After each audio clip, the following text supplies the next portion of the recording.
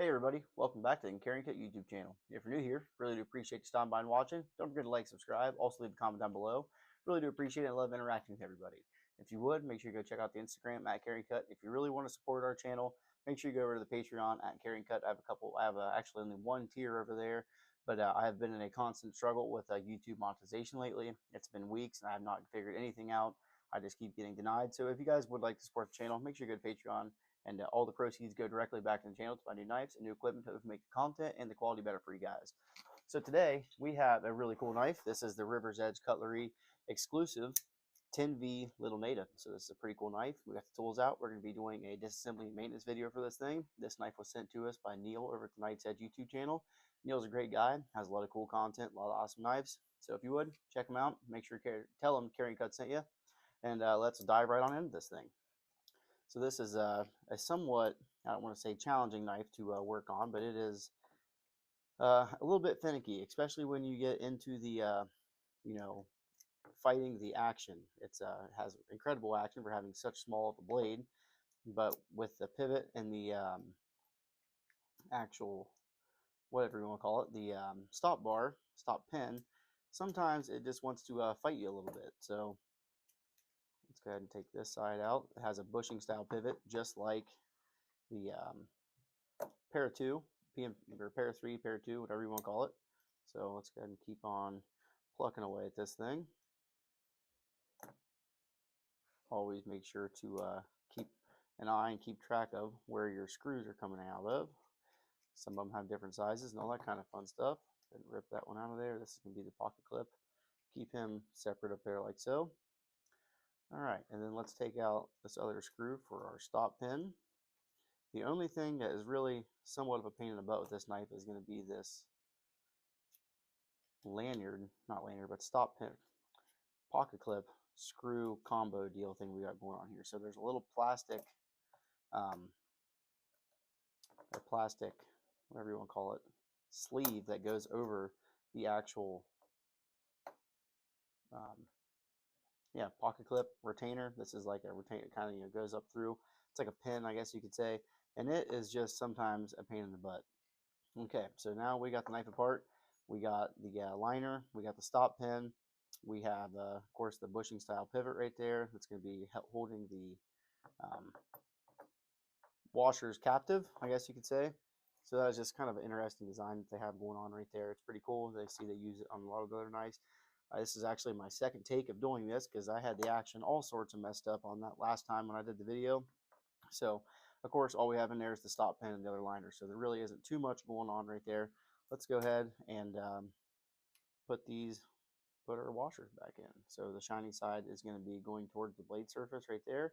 That is going to be what you're actually, and this does have a captive pivot to it at the same time. So make sure that it's going to be on both sides. So make sure that is another thing. We just need to make sure we get this seated in there correctly. All right. Well, we got to put our bearing down first. That's a big one. All right, bearings going down.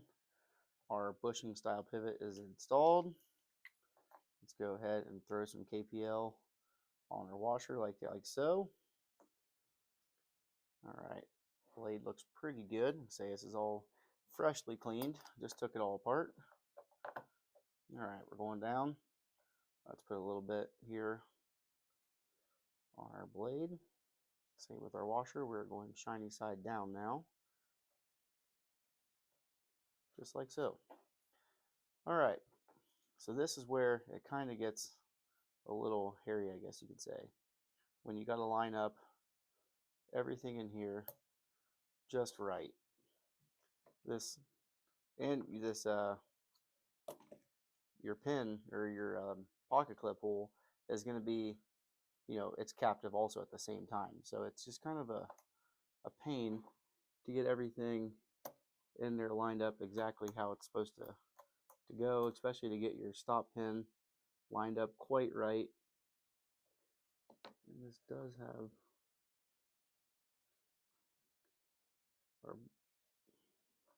now we're getting carried away.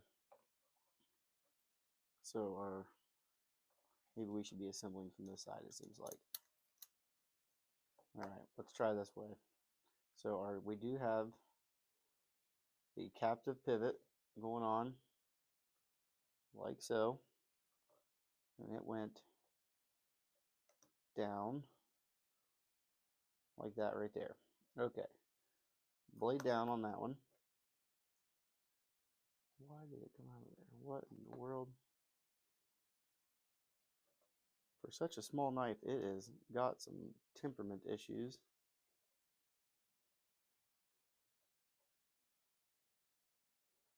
Okay, there we go. Now we're in business. Throw him in there like so.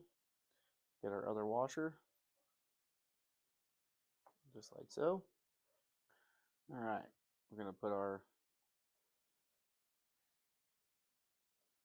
Now, I guess this is kind of a backwards way to do it too. If we get this stop pin out. See if we can just take this whole setup out of here. Get this whole liner out. Like so. Definitely doesn't want to come out of there. That's why it doesn't want to come out of there, because I left a bolt in that side. Duh.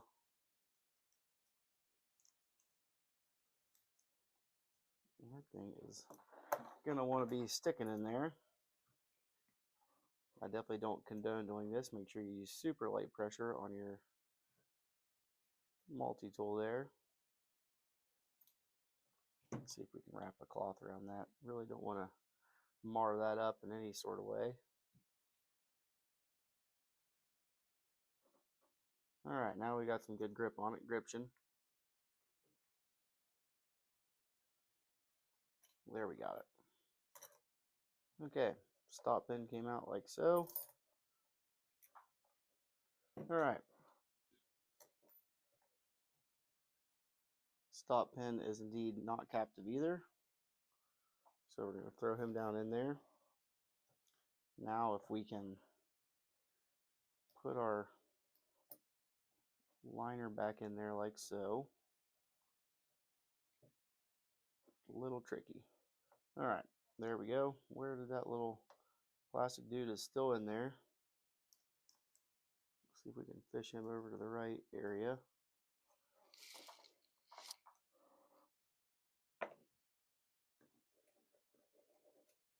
Like that. Alright, now we should be good. Go ahead and throw this side on. Of course, it does have spring tension with it being the compression lock. It's still trying to engage. Now let's throw our lanyard, not lanyard, I keep wanting to call it the lanyard pin, but there is no lanyard on that one. We need to index this right because it is a D shape.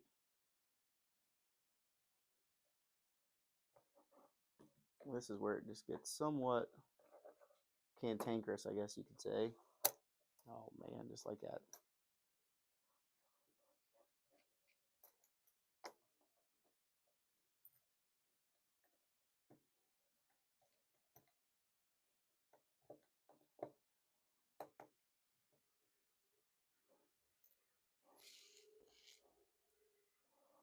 Alright. I'll tell you what, we could go ahead and we could thread in, find our T6. We could just lightly, this is where I was talking about you can really mess your action up, is when you go to taking, if you crank down these bolts too tight, you're going to be drawing them to one side, favoring the other, one side or the other. So let's go ahead and run that one down a little snug. Let's get our Locktite out, throw a little dab of Locktite on the pivot. Just a little bit goes a long way. I'm going to thread him down just a little bit. Alright, now if we can get this dude, I'm just kind of using my screwdriver in here to find out where it wants to live and be happy. It looks like we're pretty fairly good right there. And if we can push this through, we'll be in good shape.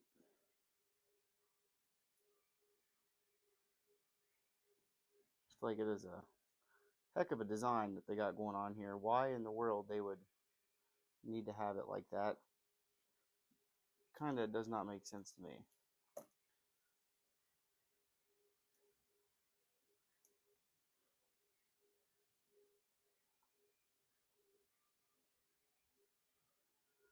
gotta keep messing with it here. And it wants to go through that way because your pocket clip is going to be held on by the actual screw itself. Let's see here. There's our D shape. And it was definitely down through. I thought maybe it goes this way. Looks like I got it started pretty well. Just doesn't want to seem to go. There it went. Alright. So we got that through there. That it seems to be some of the biggest pains that you have with this, putting it back together. Alright, let's go ahead and run down this side of your stop pin. So we're not tightening it down like crazy, we're just getting it started. Same with our pivot. Run it down. We got T8 on the pivot here, T6 for the actual stop pin itself. Alright. And now, let's see, where did our clip go? I like to start this clip screw by itself. And then run the actual clip down on in position. Like so. Alright, now, let's see, we are definitely favoring one side here, it looks like. So let's go ahead and run this one down a little bit. Run this one down a little bit. Alright, our stop pin. I feel like I have the most problems with our actual stop pin itself. That's what was really giving me a lot of fits last time. Seemed to be just that stop pin was in a bad, just kind of a bad deal.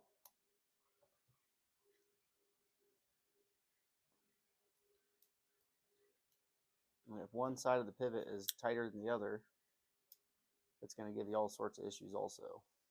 That's just kind of the downfalls of these bushing style pivots that Spyderco likes to use on some of their models. You just kind of have to tweak it and run with it.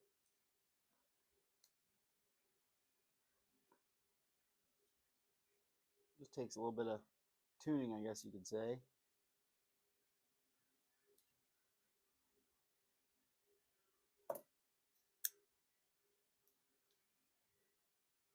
Centering is right on the money there.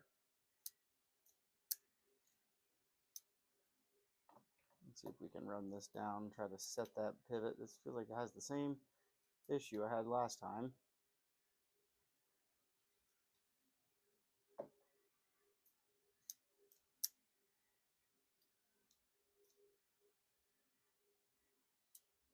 Something just is not happy inside of there.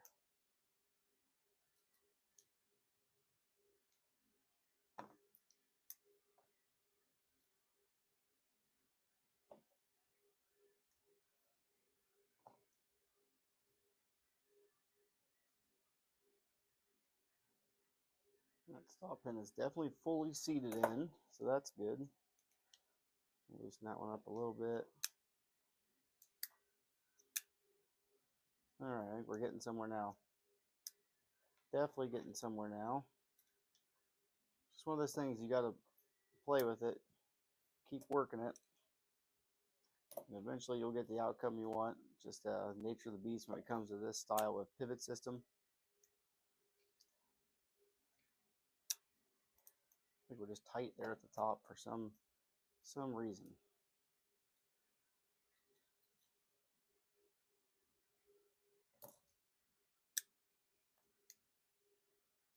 There we go. Now we got it rock and roll. It's a perfect button blade centering. Flicks out good with the thumb flick. Reverse flick.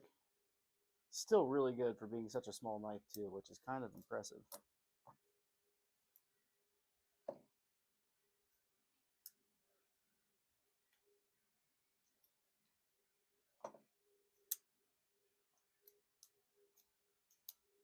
I'm going backwards now.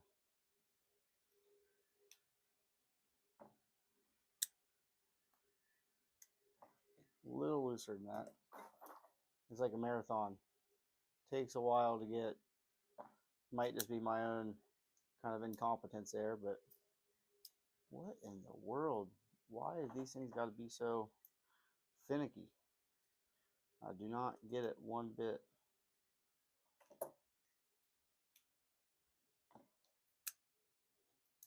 Okay, this side wants to be a little snugger, I think. Take this one back out some.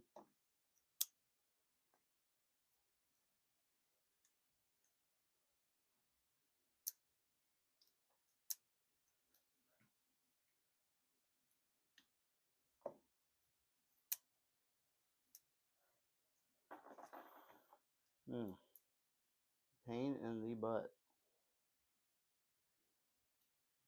Try to tighten the lock pin all the way up. And try to take our pivots back out some, see if that changed anything.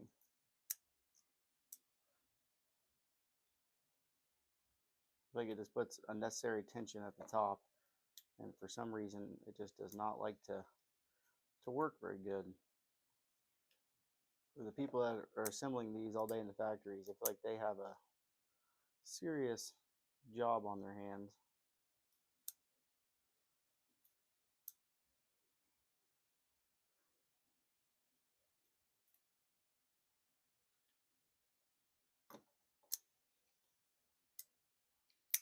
There we go.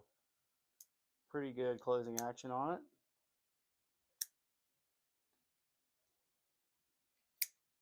There we go. Now we got it tuned up. So just one of those things. You got to play with it, mess with it. If it gets a little gritty feeling, it can come right out of there. Just one of those things, you got to work on it, and it'll come around for you. So really do appreciate it. See, we got perfect blade centering there. Action is good. Falls right down. Reverse flick works awesome. Thumb flick works great. Falls right down on you. All right. Really do appreciate it. Thanks for watching, guys. Peace.